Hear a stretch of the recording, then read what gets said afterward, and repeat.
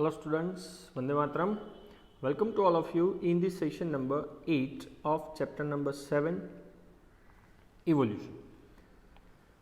Now, in this session we will discuss about the brief accounts of evolution. कि actual में evolutions का जो पूरा समरी है वो ये सेशन के अंदर हमें डिस्कस करना. So first of all we know that Earth is originated about 5,000 million years ago. So fossils record shows that the oldest fossils so far collected belongs to animal.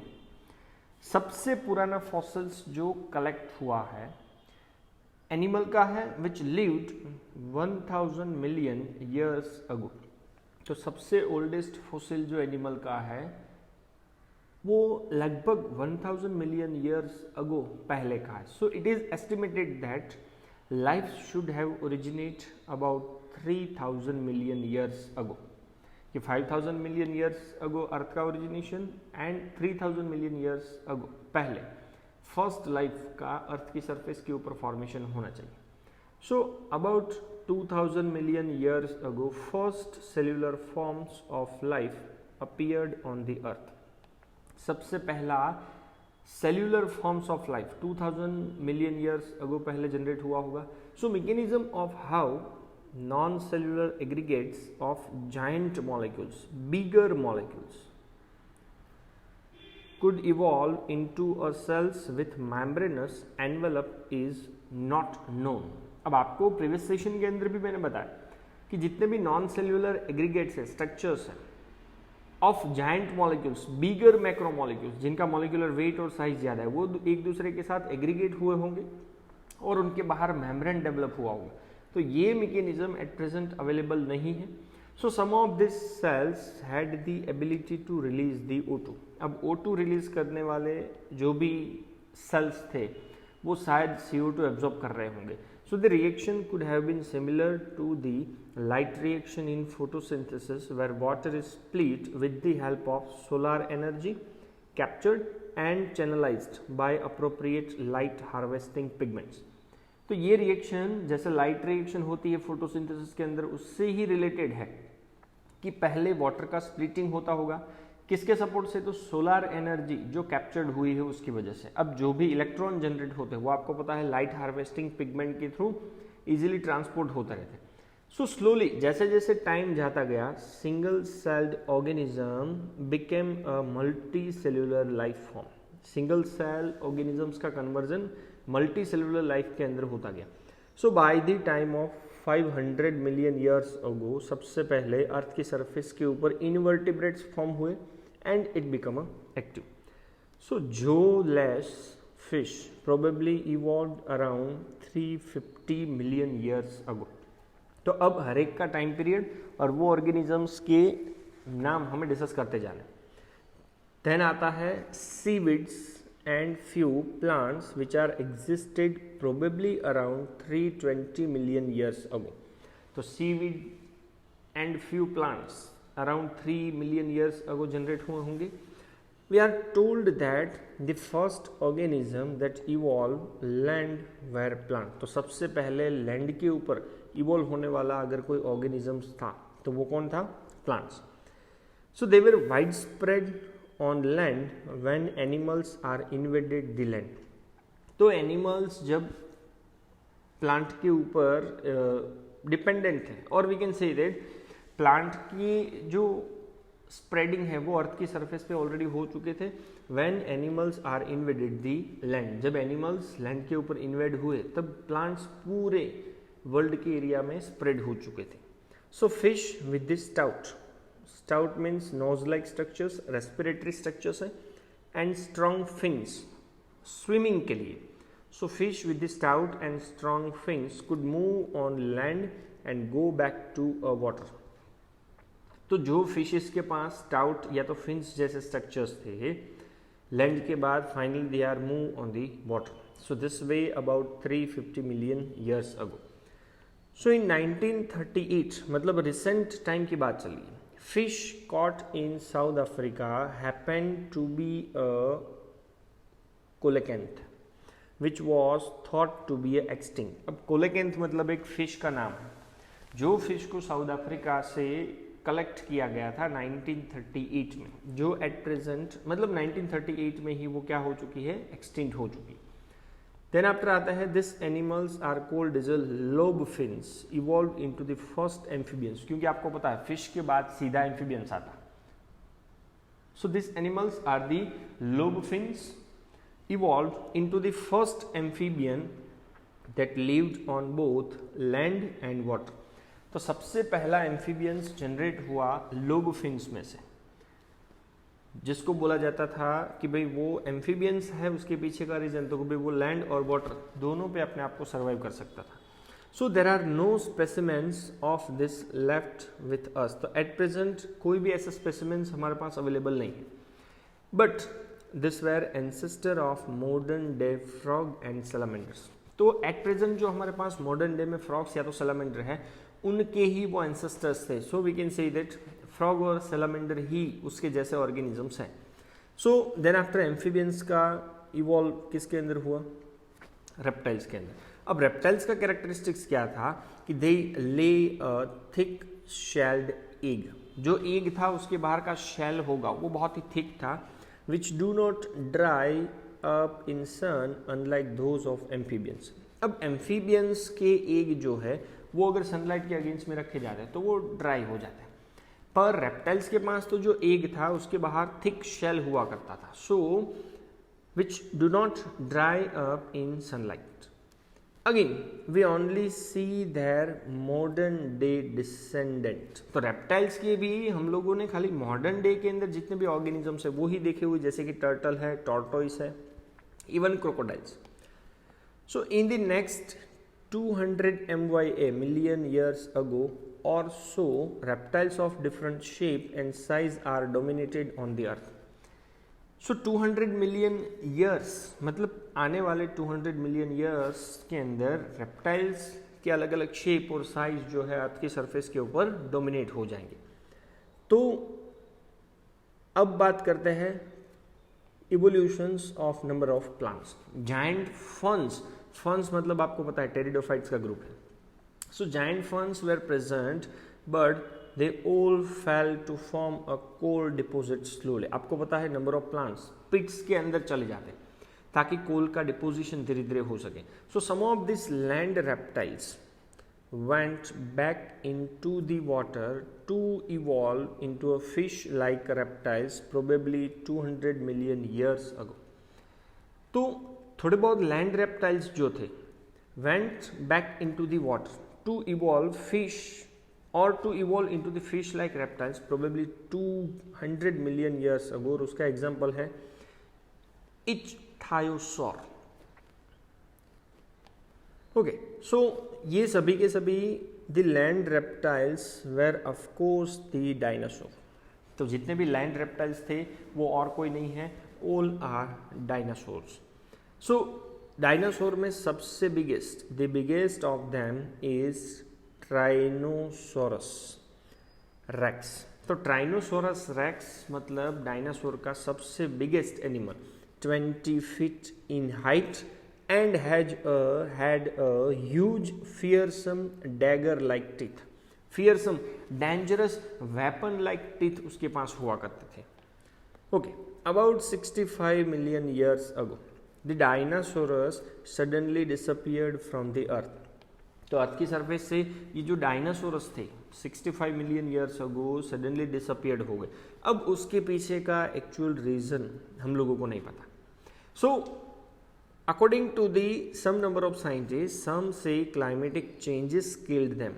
भाई climatic changes ऐसा हो गया कि भाई जिसके अंदर वो अपने आप को सर्वाइव नहीं कर पाए।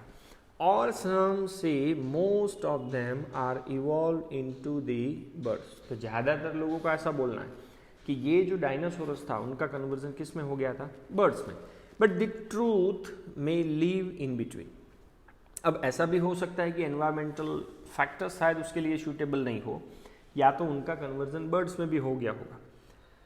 So small sized reptiles of that era still exist today. तो उस टाइम के जो छोटे से साइज के रेप्टाइल्स थे वो एट प्रेजेंट भी अवेलेबल है। So the first mammals were like a shrews. Their fossils are very smaller in the size. So जितने भी mammals है mostly are viviparous and protected their unborn young inside the mother's body.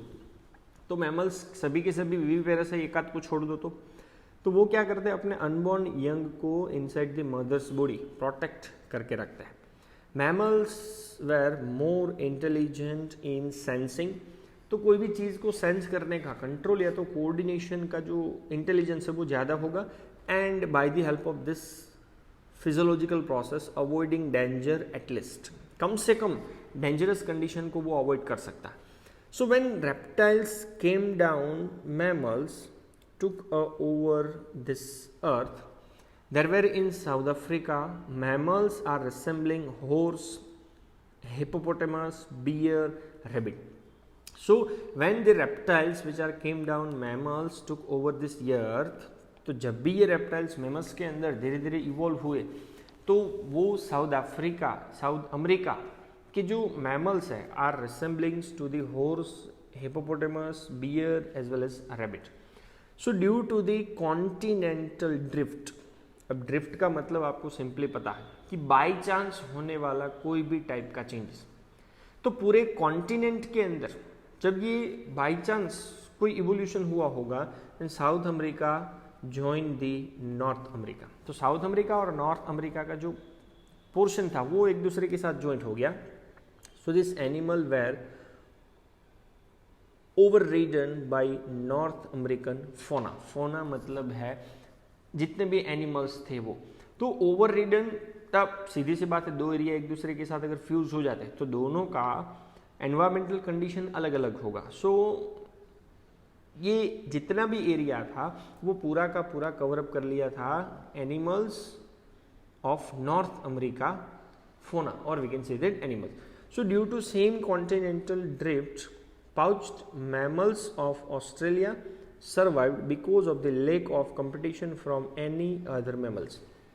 Same to same continental drift हुआ था Australia के अंदर, और वो भी कौन से ऑर्गेनिजम्स के साथ, पाउच्ड मैमल. ऐसे मैमल्स जिनके पास पाउच जैसा स्ट्रक्चर्स होता, तो उनका सर्वाइवल हुआ. उसके पीछे का रीजन था कि they have no any competitor from any other mammals.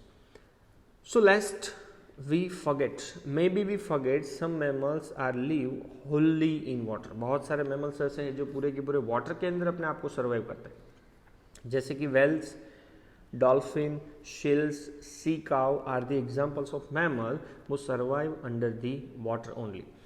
Even evolution of the horse, elephant, dog are special stories of the evolution. सभी के evolution के अलग अलग specialized types of stories available है. But most successful story of evolution of man with language skills and self consciousness. तो अलग अलग type की लैंग्वेजेस का स्किल डेवलप करना, सेल्फ कॉन्शियसनेस ह्यूमन बॉडी के अंदर होना, तो सबसे मोस्ट सक्सेसफुल स्टोरी किसकी है, ह्यूमन की. So rough sketch of evolution of life form, there time on geological scale are indicated in the given figure. तो अब जो दो डायग्राम्स दिए उनके अंदर अलग अलग लाइफ फॉर्म्स का इवोल्यूशन कैसे हुआ है. जब उनका इवोल्यूशन हुआ तो जियोलॉजिकल स्केल के अंदर कौन कौन सा टाइम्स था वो आपको सब ये डायग्राम के अंदर दिख रहा. अब वो डायग्राम एक्चुअल में आपको नीचे से ऊपर की ओर स्टडी करते जाना. क्लोरोफाइट एंसेस्टर, तो पहले तो मैं आपको बता दूं ये है इवोल्यूशन ऑफ प्लांट्स. तो क्लोरोफाइट एंसेस्टर, ट्रेक्योफाइट एंसेस्टर, रानिया टाइप प्लांट्स, सिलोफाइटोन. ओके, उसके बाद अगर आप देखते जाओ तो नीचे से आपको डायरेक्शन लेती जानी है और अलग अलग टाइम पे अलग अलग टाइप के प्लांट्स का फॉर्मेशन किस तरह से हुआ वो आप लोगों को दिखाते जाना है. 3 एरियाज या तो 3 टाइम के स्केल दिए हुए हैं. पैलोजोइक मतलब 251 to 541 मिलियन ईयर्स अगो की बात चल रही है. देन उससे थोड़ा सा कम Mesozoic 65 to 250 million years ago. And last में 0 to 66 years 0 to 66 million years ago. Actual में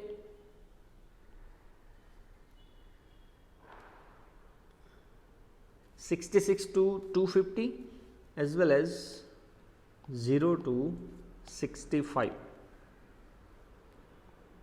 मिलियन ईयर्स अगो, जिसे बोला जाता है Cenozoic.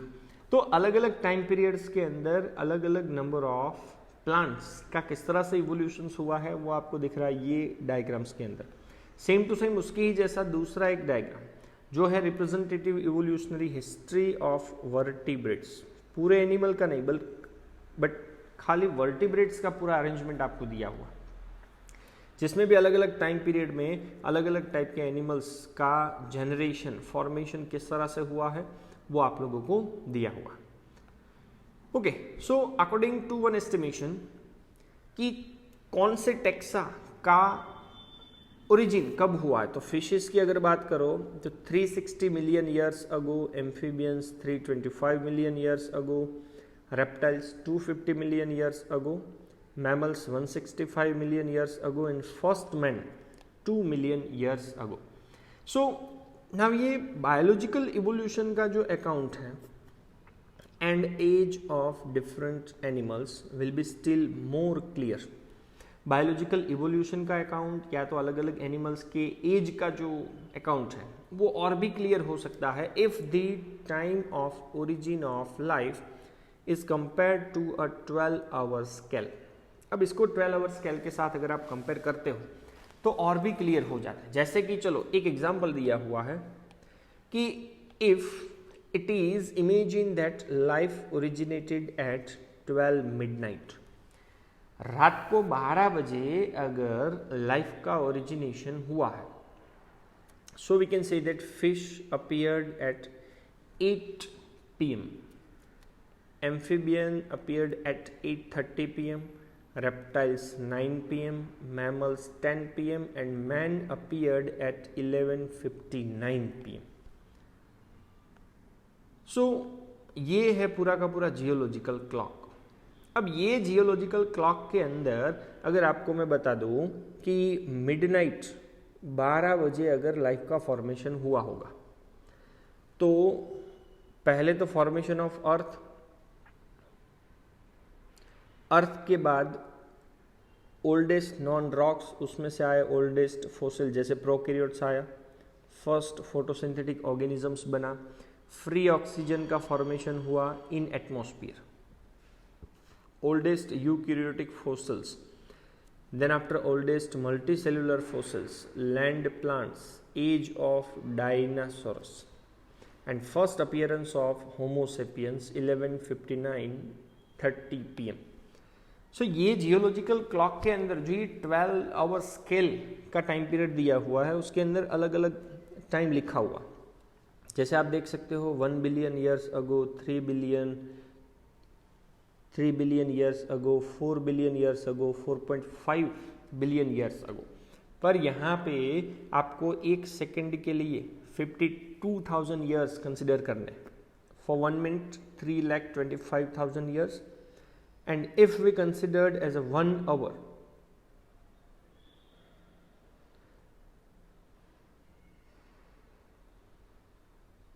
(18,75 lakh years. So according to this geological clock, this is the example already shows that the man came into existence in this world only a few seconds ago when compared to the age of other animals. तो दूसरे animals के comparison में human body का origination तो कुछ second पहले ही हुआ है, बट एक सेकंड का मतलब आपको याद रखना है 52,000 years. And now this is clear that how geological clock is compared to the biological evolution and age of different animals. So this all are related with the brief accounts of evolution. Thank you very much. Jai Hind.